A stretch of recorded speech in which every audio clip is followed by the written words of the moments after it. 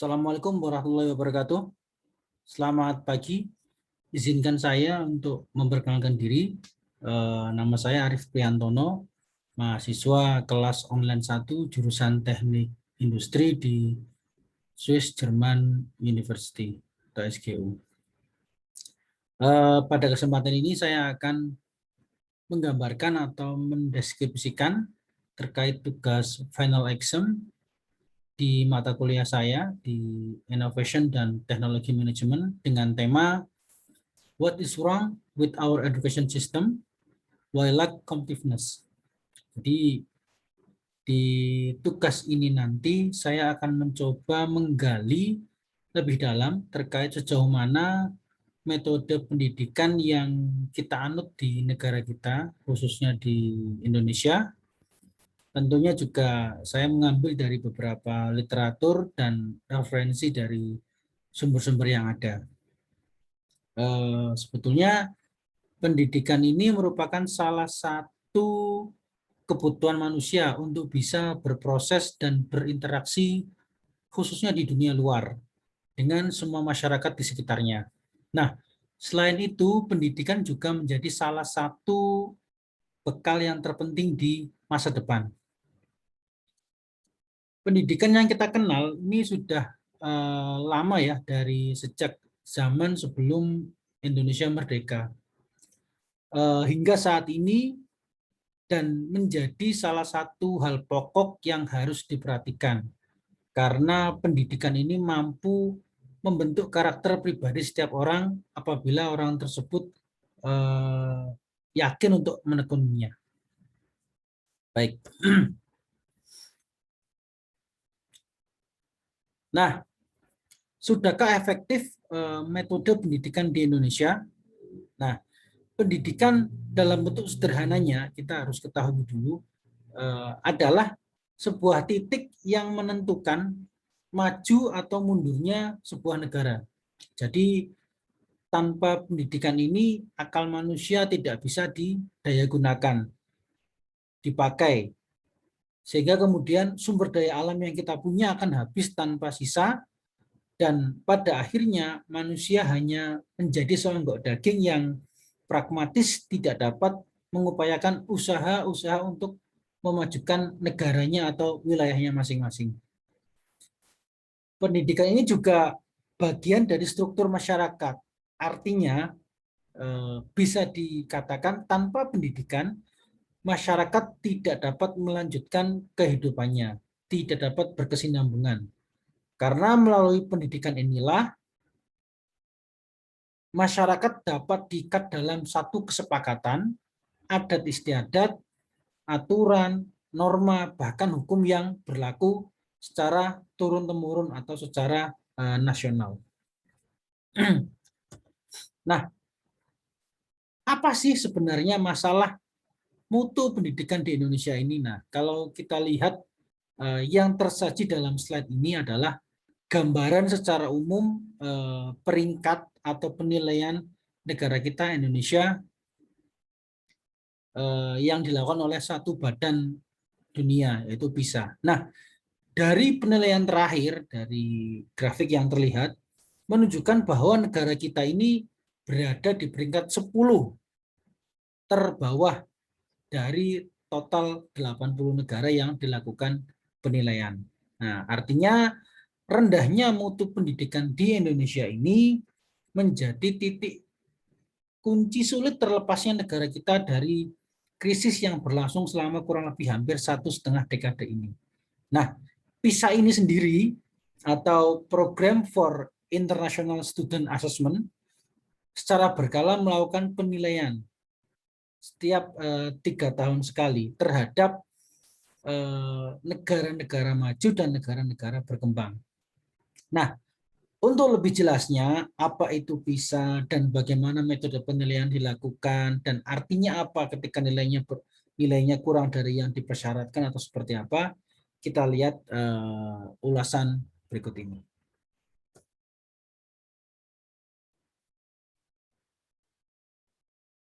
setiap 3 tahun sekali, sejak tahun 2000, Indonesia dan berbagai negara lain selalu mengikuti tes bernama PISA. Tes PISA terakhir diadakan di tahun 2018. Nah, tempo hari, penyelenggara PISA, OECD,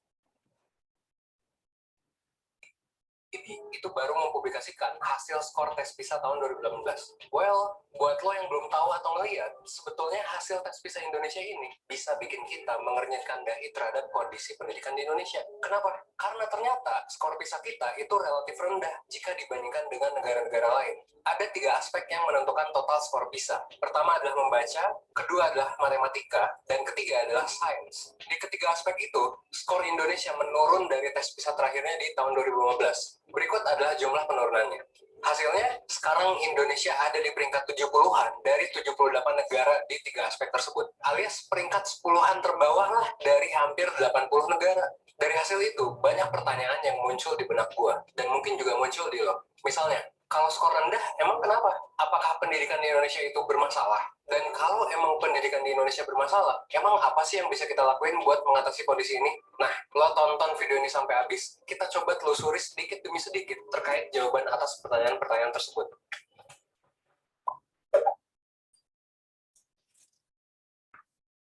Nah, mungkin banyak dari lo yang bertanya-tanya, emang PISA itu apa sih? Emangnya PISA itu penting? Untuk menjawab pertanyaan itu, sebetulnya kita perlu kembali ke masa-masa di saat PISA mulai dibentuk. Kita perlu melihat sejarah kenapa PISA bisa ada. Emang sejarahnya gimana? Dulu, PISA itu dibentuk karena negara-negara mulai menyadari pentingnya evaluasi pendidikan. Melakukan evaluasi atau tes terhadap siswa memang bukanlah hal baru saat itu. Tapi OECD saat itu punya pandangan yang cukup berbeda dibandingkan evaluasi atau tes biasanya. PISA itu nggak berusaha mengetes pencapaian pendidikan siswa lewat hal-hal yang bisa mereka hafal atau ingat saja. Jadi fokusnya bukan di hafalan, tapi bisa ngelihat gimana siswa, khususnya yang umurnya 15 tahun, itu bisa siap dalam menjalani kehidupan. Karena penyelenggara PISA itu menyadari bahwa menghafal aja itu nggak cukup buat kita untuk menjalani kehidupan dengan baik. Ada 3 hal yang perlu ditekankan oleh sistem pendidikan. Pertama, kita perlu bertanya, ketika semua pekerjaan udah berubah, terus nanti muncul robot dan lain sebagainya, apakah siswa-siswa ini bisa menghadapi tantangan di masa depan? Yang kedua, apakah siswa-siswi ini setelah lulus, bisa nggak sih mereka melakukan analisis dan penalaran logika yang baik? Karena ini adalah fundamental. Kalau logikanya nggak baik, maka pelajaran apapun yang diterima bisa jadi nggak diterima secara baik juga. Yang ketiga, apakah siswa-siswi ini setelah lulus, bisa nggak mereka punya kapasitas untuk belajar terus-menerus selama hidup mereka? Nah, maka dari itu ada 3 aspek penting yang dicoba diukur oleh PISA. Yang tadi ya, terkait membaca, itu yang pertama. Yang kedua matematika, yang ketiga adalah sains. 3 aspek ini diukur untuk menjawab 3 pertanyaan tadi. Reading buat belajar, math and logic itu buat mikir, dan scientific literacy itu biar kita terbiasa memproses hal-hal baru. Nah, saat PISA dibentuk, juga sebetulnya terdapat kasus di mana tenaga yang siap bekerja dan lulusan pendidikan itu udah banyak banget nih. Jadi udah banyak banget orang yang lulus kuliah ibaratnya. Tapi masalahnya adalah skillnya itu nggak match dengan yang dibutuhkan oleh industri. Makanya banyak pengangguran gitu kan. Ibaratnya yang kita pelajari di sekolah itu dalam tanda kutip kurang kepake saat kita mau bekerja di industri. Ini juga udah sempat gue bahas sih di video hal-hal yang harusnya kita pelajari di sekolah. Intinya, hal atau pengetahuan yang kita pelajari dan kita dapatkan di sekolah, misalnya seperti fisika, geografi, dan sebagainya, itu ternyata nggak kepake-pake banget saat kerja dan dirasa nggak dibutuhkan oleh industri. Di sisi lain, industri itu berkembang cepat banget. Banyak skill-skill baru yang dibutuhkan di market, tapi supply-nya alias tenaga kerja yang udah lulus itu nggak mendapatkan pelajaran tentang skill-skill yang dibutuhkan itu. Gue juga ngerasain hal ini nih. Pas SD, SMP, SMA, gue nggak pernah tuh belajar tentang YouTube atau sosial media di sekolah. Tapi ternyata sekarang banyak banget kan pekerjaan yang berkaitan dengan sosmed. Gue sendiri pada akhirnya sekarang bekerja di bidang sosmed juga kan. Nah, tapi gue dan teman-teman lain yang seangkatan sama gue itu nggak belajar hal-hal ini di sekolah. Meskipun ternyata hal ini tuh banyak dibutuhin sekarang kan. Demand-nya baru muncul bertahun-tahun kemudian. Tapi sekolah nggak mengajarkan hal itu. Itu adalah salah satu contoh aja dari skill yang dibutuhkan untuk pendidikan di abad 21. Dan masalahnya juga industri cepat banget berkembang. Pasti ada aja skill baru yang dibutuhkan di market. Dan banyak pekerjaan-pekerjaan baru yang muncul yang nggak pernah ada sebelumnya. YouTuber aja kan pekerjaannya baru muncul mungkin awal ya 2007-2008 gitu kan. Makanya sebuah negara dikatakan perlu skor PISA yang tinggi supaya bisa adapt gitu, supaya bisa beradaptasi dengan pekerjaan-pekerjaan dan tantangan baru itu. Nah, terus apa artinya kalau skor PISA sebuah negara itu rendah? Kalau kita coba melihat sejarah dan tujuan dari PISA itu sendiri, maka bisa dikatakan bahwa ketika skor PISA sebuah negara rendah, dalam hal ini skor Indonesia rendah, maka bisa dikatakan bahwa lulus dari pendidikan formal di Indonesia itu nggak sebegitunya membantu siswa-siswinya soal kesiapan mereka menjalani hidup dengan baik setelah mereka lulus. Nah, dalam hal ini, intinya siswa dan siswi Indonesia itu kurang dipersiapkan untuk masuk ke dunia industri atau pekerjaan dan berkontribusi ke masyarakat. Kita juga bisa melihat bahwa sekarang lulusan sekolah, baik itu SMK atau perguruan tinggi, angka penganggurannya itu cukup tinggi. Kenapa? Salah satunya karena ada gap skill yang dibutuhkan oleh industri dengan yang kita pelajari di sekolah. Ini kan jadi masalah besar ya. Meskipun memang ada argumen kontra juga sih terhadap PISA. Tapi dari indikator ini aja, kita bisa seenggaknya ngelihat bahwa, oh ternyata mungkin approach pendidikan di Indonesia ini perlu diperbaiki lagi gitu. Solusinya, tentu kita perlu mengevaluasi sistem pendidikan yang ada saat ini dan mengubahnya dengan sistem yang lebih tepat. Apakah perlu perbaikan kurikulum? Apakah perlu perbaikan guru? Well, bisa jadi jawabannya adalah iya. Karena gini, kurikulum sekolah itu mungkin belum secara tepat mengajari kita hal-hal yang penting buat kehidupan kita. Tentunya kita perlu kurikulum yang baik dong. Kita perlu juga mengevaluasi guru-guru supaya bisa mengajar dengan tepat. Nah, tapi apakah berarti penurunan skor PISA ini jadi kesalahan dan tanggung jawab si pembuat kurikulum atau si guru ini yang mungkin kurang tepat ngajarnya? Menurut gue sendiri, kita tuh sebenarnya nggak bisa sepenuhnya nyalahin pembuat kurikulum atau nyalahin guru. Kenapa? Karena ya bikin kurikulum itu kan susah gitu. Belum lagi banyak birokrasi, kepentingan politik, pro kontra di masyarakat, dan lain sebagainya. Apalagi kalau kita ngomongin pemerintahan kan. Akhirnya adopsi hal-hal baru jadi lambat di dunia pendidikan di Indonesia. Makanya kampus dan sekolah jadinya kurang sigap dalam beradaptasi. Hasilnya ya itu, kita belajar, tapi ternyata hal yang kita pelajari itu nggak terlalu relevan dengan tuntutan zaman, dan juga kurang relevan dengan hal yang kita butuhkan dalam kehidupan. Kalau masalah guru, mungkin kita semua juga tahu bahwa bisa jadi sekarang banyak guru yang kesulitan mendapatkan fasilitas dan upah yang cukup supaya mereka bisa mengajar dengan baik. Makanya bisa dikatakan bahwa solusinya adalah perlu banget nih andil semua orang supaya pendidikan di Indonesia bisa semakin maju. Mulai dari pemerintah, masyarakat, guru, dan juga pihak swasta. Nah, kali ini gue mau menggarisbawahi pihak swasta. Karena tentu 1% berganti pihak swasta kan. Pihak swasta itu menurut gue sebenarnya bisa punya andil besar. Pihak swasta itu bisa lebih fleksibel dan cepat dalam membuat produk baru yang bermanfaat buat masyarakat. Fleksibilitas dan kecepatan inilah yang membuat banyak perusahaan swasta mendisrupsi sistem-sistem yang ada di dunia. Kita bisa lihat perusahaan taksi online, ojek online, e-commerce, dan banyak lagi membuat perubahan yang besar dalam landscape pembangunan di Indonesia dan di dunia. Pada akhirnya, gue percaya bahwa kalau kita gerak bareng, kita bakal bisa nih bikin impact yang gede banget buat Indonesia. So, 1% pun did something sejak September lalu. 1% akhirnya mulai membentuk sebuah kurikulum yang mencoba mengisi kekosongan kurikulum yang ada saat ini. Yaitu hal-hal penting dalam kehidupan yang memang nggak kita pelajari di sekolah. Buat yang udah ikut kelas-kelas offline atau seminar di 1%, pasti udah pernah diliatin dan diajarin sedikit blueprint dari kurikulum yang sedang kami godok. Ya, 1% saat ini sedang membuat kurikulum baru, yang kami namakan sebagai Better Society Curriculum. Dengan kurikulum ini, 1% pengen masyarakat Indonesia menjadi berdaya. Dengan kata lain, pertama, sadar akan identitasnya. Yang kedua, menjadi subjek aktif yang mengambil kontrol atas hidupnya dan mampu menyelesaikan masalah yang mereka punya. Dan yang ketiga, bisa berkontribusi, sekaligus menghasilkan hal baik untuk masyarakat. Supaya apa? Supaya hidup kita semua bisa lebih fulfilling, bisa lebih bermakna. Nah, gua dan tim 1% benar-benar percaya bahwa hal ini bisa dicapai lewat Better Society Curriculum yang diajarkan secara luas di seluruh Indonesia. Kurikulum ini akan mengajarkan banyak hal, mulai dari yang basic, di bagian fundamentals and basic skills, sampai ke meaning and philosophy of life. Nah, di bagian yang paling bawah, kita itu pengen ngajarin masyarakat tentang basic-basic dari cara berpikir itu sendiri. Dan basic-basic dari cara efektif buat belajar. Kenapa? Supaya masyarakat bisa belajar dengan efektif. Materinya itu ada critical thinking, logical reasoning, motivasi belajar, metakognisi, dan lain sebagainya. Intinya, kita pengen orang-orang Indonesia itu bisa lepas dari hoax dan belajar dengan cara yang efektif. Kalau ini udah dikuasai, maka gue yakin banget tes PISA di Indonesia itu bisa naik secara signifikan. Dan gap pekerja serta skill yang dibutuhkan itu bisa berkurang. Setelah itu, kita akan mengajarkan tentang self-knowledge. Gimana lo mengenali diri lo, mengetahui kepribadian lo, kekuatan dan kelemahan lo. Dan juga yang paling penting adalah, menurut gue ya, itu lo tahu personal value lo. Apa yang penting sih buat hidup lo. Dan goal yang ingin lo capai itu yang kayak gimana. Nah, ini yang penting. Karena banyak kan orang yang masih bingung gitu, dirinya tuh mau ngapain gitu. Lalu setelah itu kita bahas relationship, ada yang keluarga, pasangan, teman, anak gitu kan. Baru abis itu membahas karir. Dan yang terakhir adalah meaning and philosophy of life. Jadi gimana caranya hidup kita biar bisa bermakna, supaya kita bisa berkontribusi dengan baik terhadap dunia. Ini adalah kurikulum kita yang nantinya akan menjadi landasan bergerak 1%, mulai saat ini sampai dengan nanti. Nah, menariknya ya, dalam perjalanan gue dan tim membuat kurikulum, membuat kelas gitu kan, ketemu dengan banyak orang, hal yang menarik adalah fakta bahwa ternyata sebetulnya banyak sekali pihak yang peduli akan kemajuan sistem pendidikan di Indonesia. Banyak sekali yang menyatakan secara gamblang gitu, baik di online mentoring ya, seminar, comment section YouTube, banyak yang bilang bahwa mereka tuh ingin berkontribusi. Kak, gue pengen dong di 1% kontribusi. Kak, gue dukung 1%.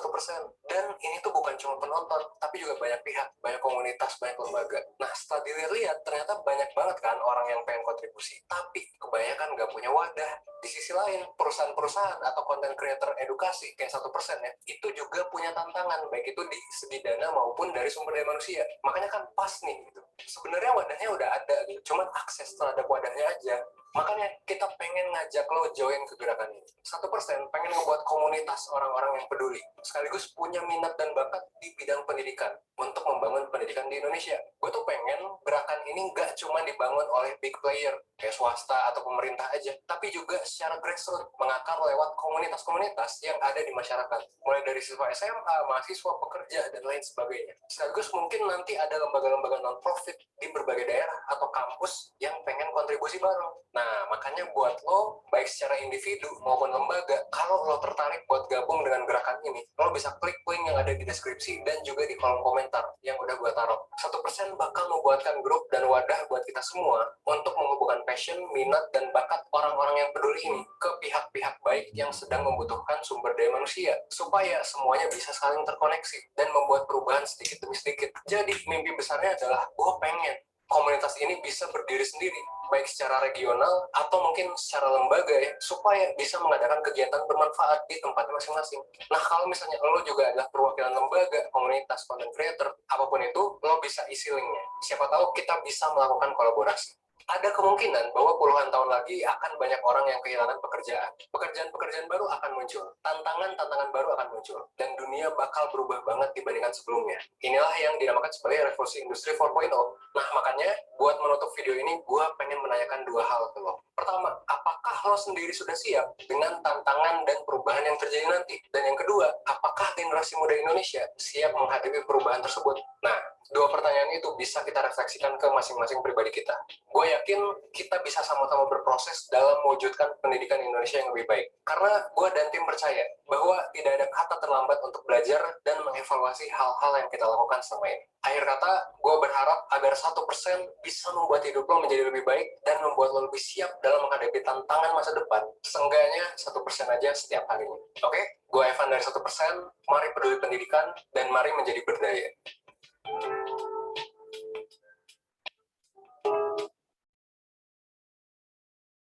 Setiap tidak.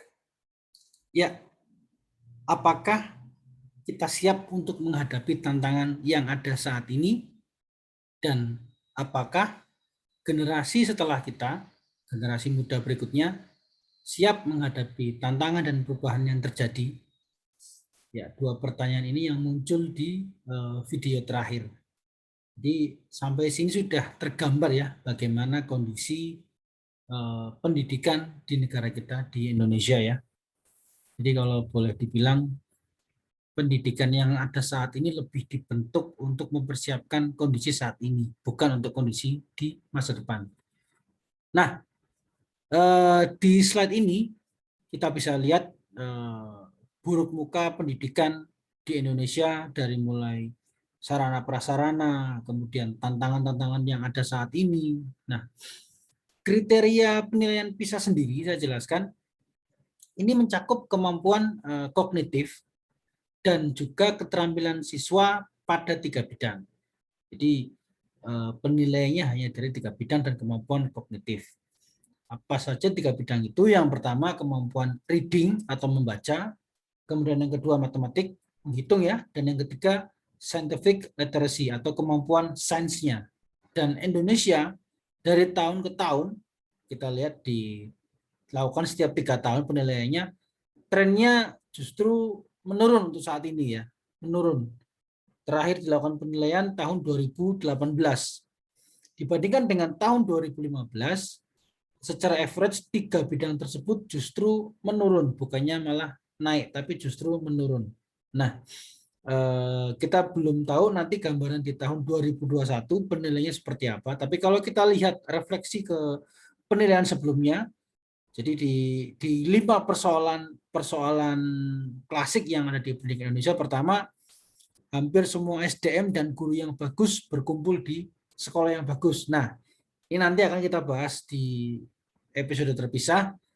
Makanya muncul penyetaraan guru dan penyetaraan sekolah. Kemudian yang kedua, perundungan, ya, ini bullying, Pak. Bullying masih sering terjadi di sekolah itu. Kemudian yang ketiga, kemampuan mengatasi trauma, ini lebih ke kemampuan kognitifnya. Keempat, pola pikir siswa guru yang masih rendah. Dan kelima, kecenderungan nilai sekolah lebih tinggi dibanding sekolah swasta. Jadi nilai sekolah negeri itu lebih tinggi dibandingkan nilai swasta. Jadi ini lebih ke kualitas mutu pendidikannya, sarana dan prasarannya. Nah, bisa mengatakan bahwa cara untuk mempersiapkan anak-anak dalam menghadapi tantangan di masa depan adalah dengan meningkatkan kemampuan kognitif dan kemampuan menganalisa, mencari sebab akibat, serta berkomunikasi secara efektif. Selain itu, hasil survei yang dilakukan pada peserta didik di umur 15 tahun dalam bidang sains, Indonesia memperoleh nilai yang rendah, sangat rendah.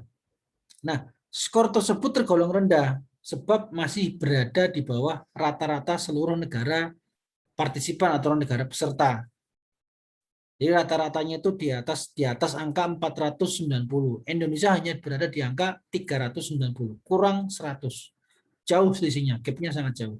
Nah, hal ini dikarenakan karena bisa menggunakan metode penilaian yang mencakup aspek kognitif, sehingga dapat disimpulkan bahwa kemampuan kognitif dari peserta didik kita masih di bawah rata-rata atau masih rendah. Ya, ini siklus perjalanan kurikulum pendidikan di Indonesia dari masa-masa dari mulai kemerdekaan, Orde Lama, Orde Baru, sampai dengan saat ini, ya, yang berlaku KTSP. Apakah negara kita sudah menerapkan pendidikan sesuai dengan yang diberlakukan oleh PISA? Itu pertanyaan yang muncul berikutnya. Jadi apa sih yang diinginkan PISA dalam metode pendidikan kita itu? Jadi PISA itu ingin membekali anak didik dengan kemampuan kognitif yang tadi dan keterampilan yang menunjang, sehingga anak didik kita siap untuk menghadapi tantangan kebutuhan masyarakat di masa depan. Jadi ada beberapa frase yang harus kita siapkan. Yang tadi 2 pertanyaan utama, apakah kita siap untuk menghadapi tantangan berikutnya, dan apakah generasi penerus kita, generasi di belakang kita siap menghadapi tantangan saat ini dan yang akan datang. Inilah yang PISA inginkan dari sistem pendidikan di Indonesia. Tidak bisa dipungkiri bahwa mindset semua guru tentang pola pendidikan itu harus dan memang harus dirubah. Kenapa? Karena mayoritas guru-guru kita atau tenaga pengajar di Indonesia itu kategorinya adalah old fashion, dengan cara pendidikan yang serupa dengan pendidikan di beberapa puluh tahun ke belakang. Seperti gambaran kelas yang pasif, hanya guru yang aktif, kemudian rapi, sunyi, sepi. Jadi metode pembelajaran tempo dulu itu lebih tercermin gurunya yang aktif dibandingkan dengan muridnya.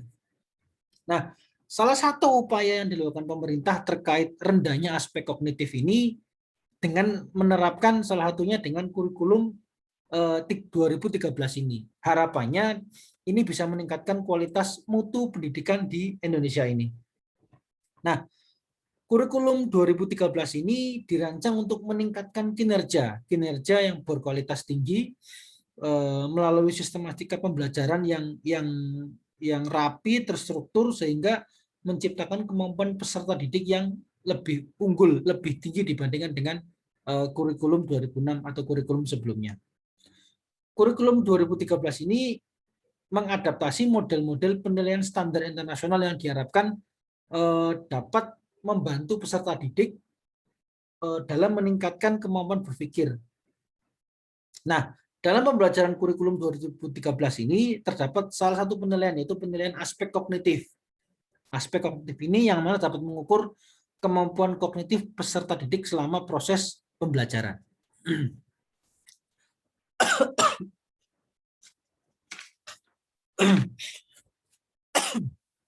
Nah,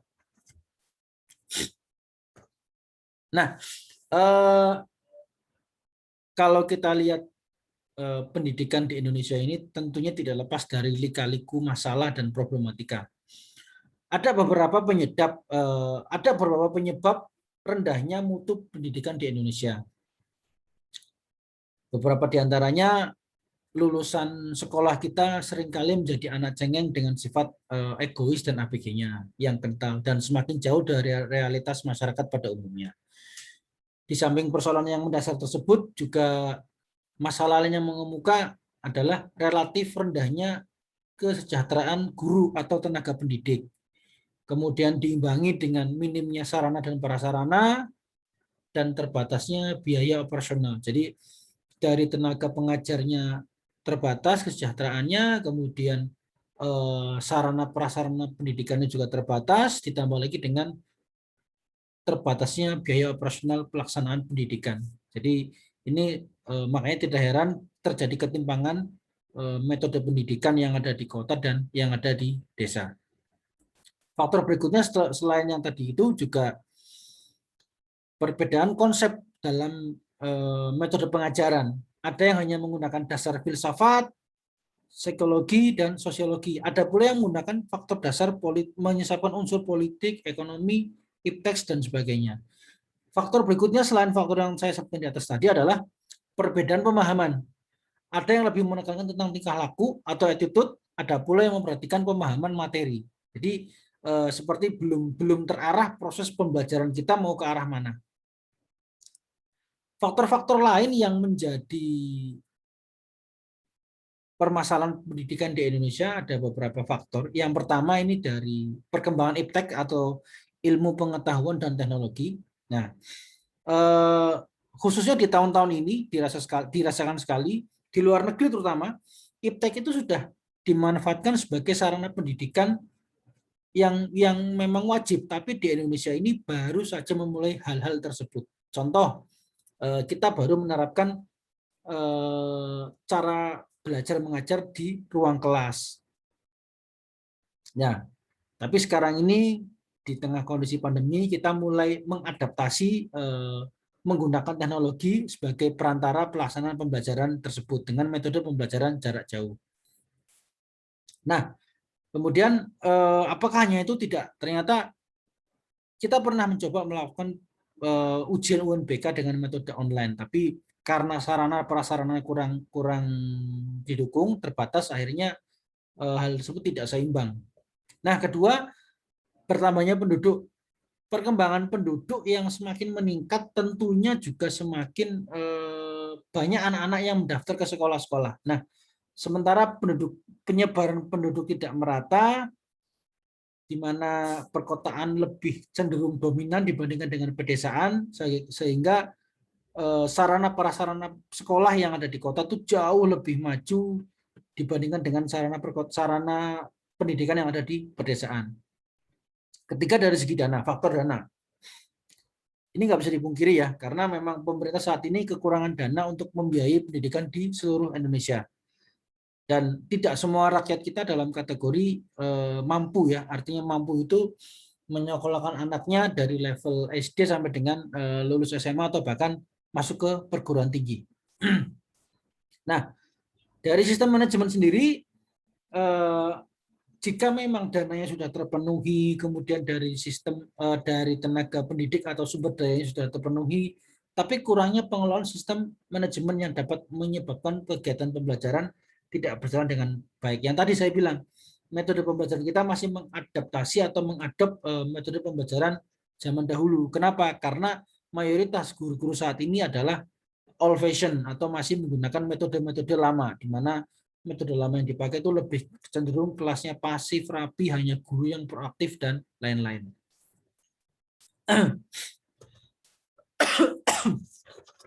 Nah, kemudian sistem pendidikan kita saat ini juga masih menganut sistem pendidikan manusia robot. Jadi dalam arti pendidikan kita ini disiapkan untuk murid-murid atau siswa yang nantinya ketika masuk di dunia kerja itu kondisi di dunia industri adalah kondisi yang diadaptasi sekarang ini.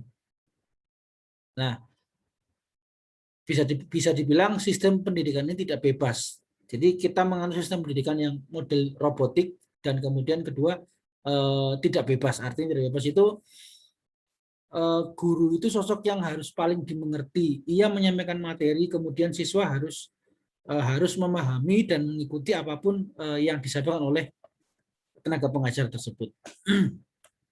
Nah, kemudian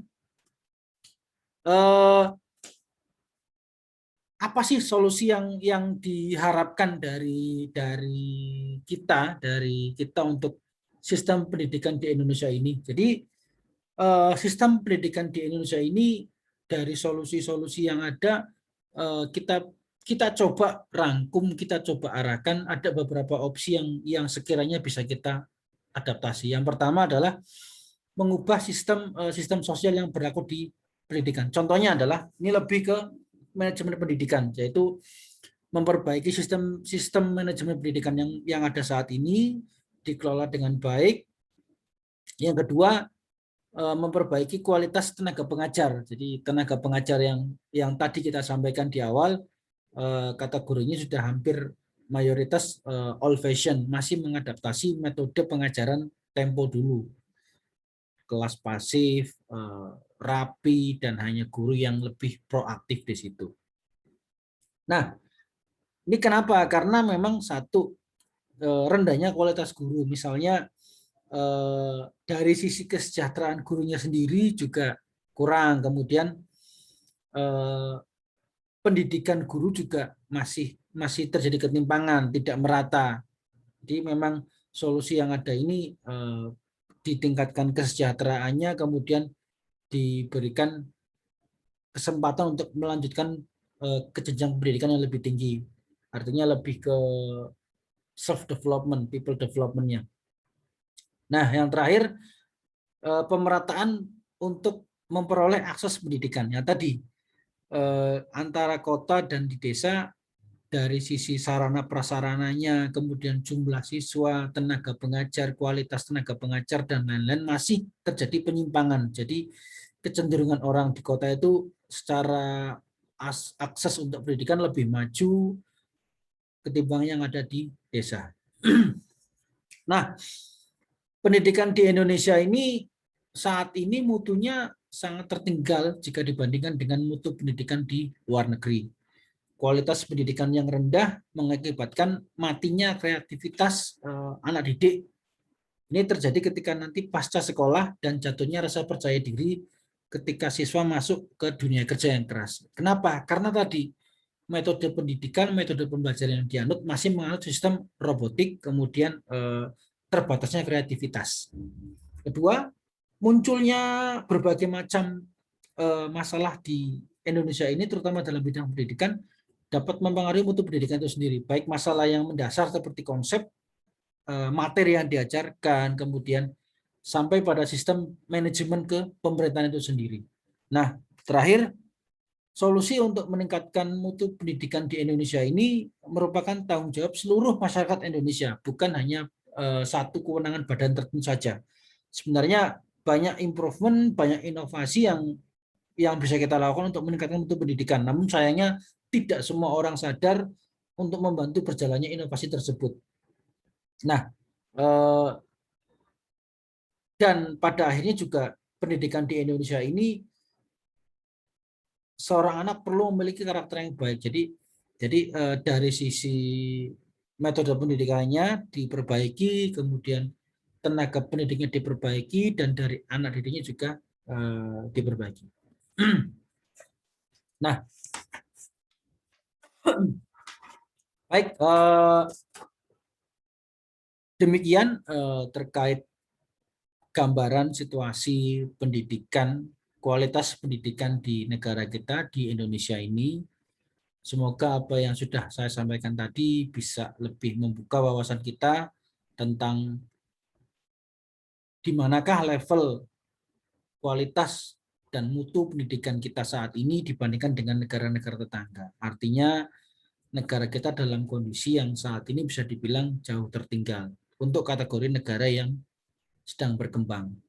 Ditambah lagi luasnya negara kita, pemerataan penduduk yang belum merata, kualitas pendidik, tenaga pendidik yang masih terjadi ketimpangan, ini merupakan PR besar untuk kita semuanya. Dan terakhir harapan kita, semoga metode pendidikan di Indonesia ini bisa mengadaptasi untuk perubahan-perubahan zaman, perubahan-perubahan yang ada saat ini. Kenapa? Ketika kita tetap menggunakan metode yang dulu untuk diterapkan pada masa sekarang ini, rasanya sulit untuk kita bisa bersaing dengan negara-negara maju ataupun negara berkembang di luar sana. Dan pada akhirnya anak cucu kita nanti yang akan mengalami fase tersebut. Baik, rasanya itu Bapak-Bapak, terima kasih atas atensinya. Kurang lebihnya saya mohon maaf. Saya akhiri. Wassalamualaikum warahmatullahi wabarakatuh. Terima kasih.